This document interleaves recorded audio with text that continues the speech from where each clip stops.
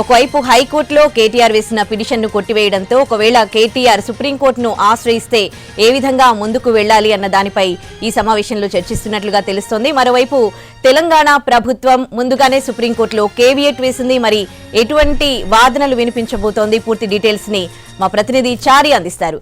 చారి, అంటే కేటీఆర్ కన్నా ముందుగానే తెలంగాణ ప్రభుత్వం సుప్రీంకోర్టులో కేవియట్ వేసిన నేపథ్యంలో ఒకవేళ సుప్రీంకోర్టులో కేటీఆర్ గాని పిటిషన్ వేస్తే ఏ విధంగా ఉండబోతోంది? అలాగే తెలంగాణ ప్రభుత్వం ఎటువంటి వాదనలు వినిపించబోతోంది?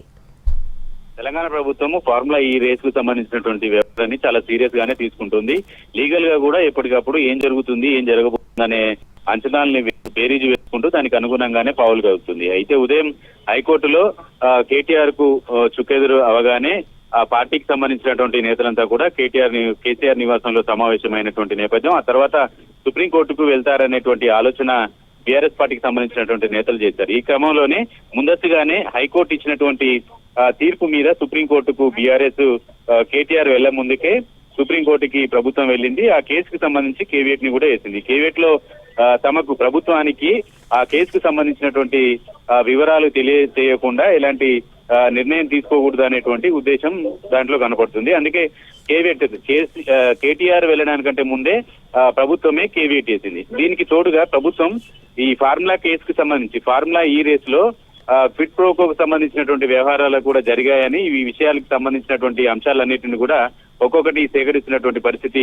చూస్తున్నాం. నిన్న కేటీఆర్ కు సంబంధించి అలాగే బీఆర్ఎస్ పార్టీకి అలాగే ఈ ఫార్ములా ఈ రేస్ లో ఉన్నటువంటి నిర్వహించినటువంటి బాధ్యతలు తీసుకున్నటువంటి సంస్థ గ్రీన్ కో సంస్థ, ఆ సంస్థకు సంబంధించినటువంటి లావాదేవీలకు సంబంధించినటువంటి వివరాలన్నింటినీ కూడా ప్రభుత్వం బయటపెట్టేటువంటి ప్రయత్నం చేసింది. ఈ ఫార్ములా ఈ రేస్ కంటే ముందే బీఆర్ఎస్ పార్టీకి ఆ సంస్థ నుంచి ఎలా బాండ్ల రూపంలో ఆర్థిక సహాయం అందిందనేటువంటి అంశాలన్నింటినీ కూడా ఎస్టాబ్లిష్ చేసేటువంటి పనిలో ఉంది.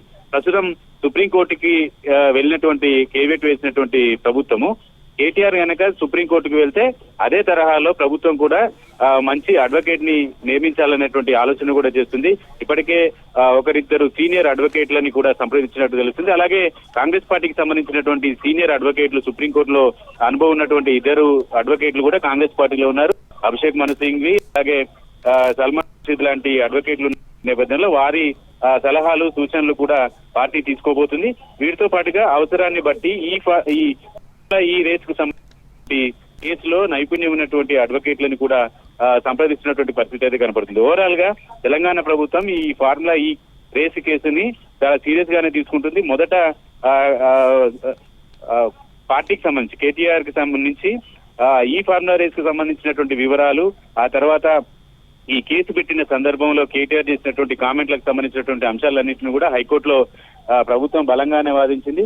ప్రెస్ మీట్ లో కేటీఆర్ చేసినటువంటి వ్యాఖ్యలు కూడా దీనికి సంబంధించినటువంటి వీడియోల్ని కూడా కోర్టు ముందుకు తీసుకెళ్లినటువంటి సందర్భం.